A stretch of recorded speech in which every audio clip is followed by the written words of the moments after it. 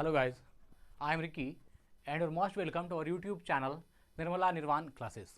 Chemistry देख रहे थे, इसमें जो टॉपिक था वो चल रहा था परमाणु द्रव्यमान, एटॉमिक मास क्या होता है, एटॉमिक मास। तो इसकी पहली वीडियो में हमने परमाणु द्रव्यमान को बेहतरीन ढंग से बताया, लेकिन उसको बताने के बावजूद भी थोड़ी असंतुष्टि रही, इसलिए हमने इस वीडियो में आज जो है हम आपको बताएंगे कि परमाणु द्रव्यमान क्या होता है। हमको लगता है आपको मालूम भी है कि एटॉमिक मास क्या होता है या परमाणु द्रव्यमान क्या है। तो चलिए बिना लेट करते हुए स्टार्ट करते हैं।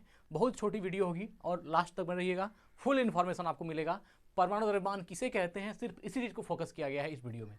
तो परमाणु द्रव्यमान क्या है समझाइए। आपका क्वेश्चन लिखा हुआ है कि परमाणु द्रव्यमान क्या है समझाइए, अर्थात बताइए कि परमाणु द्रव्यमान क्या होता है, एटॉमिक मास क्या है, परमाणु द्रव्यमान क्या है।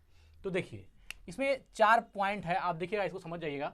तो परमाणु द्रव्यमान क्या है, तो किसी तत्व के एक परमाणु का द्रव्यमान, परमाणु द्रव्यमान, इसका परिभाषा आप 3 पॉइंट में देखिएगा कि किसी तत्व के एक परमाणु का द्रव्यमान कार्बन 12 के एक परमाणु के द्रव्यमान के 12वें भाग से जितना गुना भारी होता है वह उस तत्व का परमाणु द्रव्यमान कहलाता है। एकदम साफ सुथरी बात है कि किसी तत्व के जो एक परमाणु का द्रव्यमान है, अगर मान लीजिए कोई भी तत्व, हम उदाहरण के लिए बात करें नाइट्रोजन, फ्लोरीन, सोडियम, मैग्नीशियम, जिसका भी बात करें, तो किसी तत्व के एक परमाणु का द्रव्यमान कार्बन 12 के एक परमाणु के द्रव्यमान के 12वें भाग से जितना गुना भारी होता है। अब जितना गुना भारी होता है वह उस तत्व का परमाणु द्रव्यमान कहलाता है। वह जो यूज हुआ है किसके लिए, उस गुना के लिए। वह जितना गुना भारी होगा उतना ही, जितना गुना नंबर है, जितना गुना भारी होगा उतना ही उस तत्व का परमाणु द्रव्यमान होगा। ठीक है, तो किसी तत्व के एक परमाणु का द्रव्यमान कार्बन 12 के एक परमाणु के द्रव्यमान के 12वें भाग से जितना गुना भारी होता है वह उस तत्व का परमाणु द्रव्यमान कहलाता है। क्लियर बात है। अब देखिए आपको एक चीज आता होगा कि हम कार्बन 12 क्यों लिखे हैं यहाँ। देखिए कार्बन के समस्थानिक भी हो सकते हैं, तो उसका अलग अलग परमाणु द्रव्यमान हो सकता है, इसलिए कार्बन 12 लिखने का एग्जैक्ट मतलब है कि ये कार्बन 12 के लिए ही है जिसका एटॉमिक नंबर 6, यह उस कार्बन की बात हो रही है जिसका एटॉमिक नंबर 6 होता है और जो एटॉमिक मास है वह 12 होता है, इसलिए इसको निश्चित करने के लिए कार्बन 12 लिख दिया है। तो ये समझिएगा, ठीक है। तो अब जिस तत्व का आपको परमाणु द्रव्यमान निकालना है, तो उस तत्व के एक परमाणु का द्रव्यमान कार्बन 12 के एक परमाणु के द्रव्यमान से जितना गुना भारी होगा वह उस तत्व का परमाणु द्रव्यमान होगा।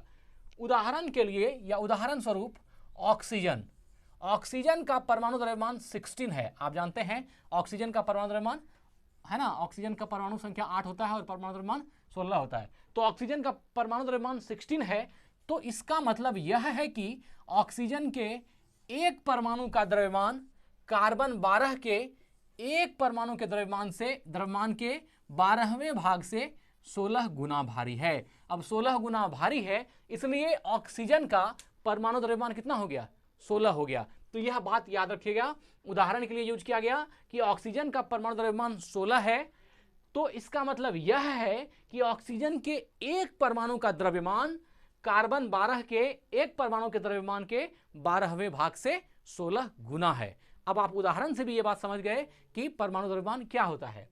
दूसरा देखिए, नाइट्रोजन का परमाणु द्रव्यमान 14 है, 14 है। नाइट्रोजन का परमाणु द्रव्यमान 14 है, तो इसका मतलब यह हुआ कि नाइट्रोजन के एक परमाणु का द्रव्यमान कार्बन 12 के एक परमाणु के द्रव्यमान के 12वें भाग से 14 गुना भारी है ना। नाइट्रोजन का जो है 7 और 14 होता है, तो नाइट्रोजन का अगर परमाणु द्रव्यमान 14 है तो इसका मतलब यह हुआ कि नाइट्रोजन के एक परमाणु का जो द्रव्यमान होगा वह कार्बन 12 के एक परमाणु के द्रव्यमान के 12वें भाग से 14 गुना भारी होगा। चलिए तीसरा है सोडियम।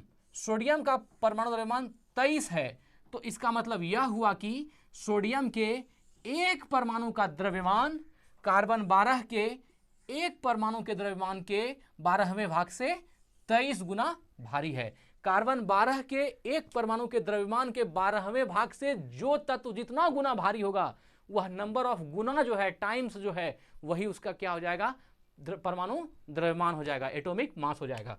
उदाहरण के लिए क्लोरीन, क्लोरीन का परमाणु द्रव्यमान 35.5 है, तो इसका मतलब यह हुआ कि क्लोरीन के एक परमाणु का द्रव्यमान, क्लोरीन के एक परमाणु का द्रव्यमान कार्बन 12 के एक परमाणु के द्रव्यमान के 12वें भाग से 35.5 गुना भारी है। अब जितना गुना भारी होगा वही उस तत्व का परमाणु द्रव्यमान हो जाएगा। अब देखिए, आपको हमने उदाहरण के रूप में ऑक्सीजन बताया, नाइट्रोजन, सोडियम, क्लोरीन, इस तरह के जितने भी एलिमेंट हैं, जितने भी तत्व हैं, उस सब के साथ यही होगा। किसी तत्व का परमाणु द्रव्यमान वही कहलाएगा जो किसी तत्व के एक परमाणु का द्रव्यमान है वह कार्बन 12 के एक परमाणु के द्रव्यमान के 12वें भाग से कितना गुना भारी है। वह कोई भी किसी भी तत्व का एक परमाणु जो है ना, एक परमाणु का जो द्रव्यमान है वह कार्बन 12 के एक परमाणु के द्रव्यमान के 12वें भाग से जितना गुना भारी होगा वह उतना गुना ही उस तत्व का परमाणु द्रव्यमान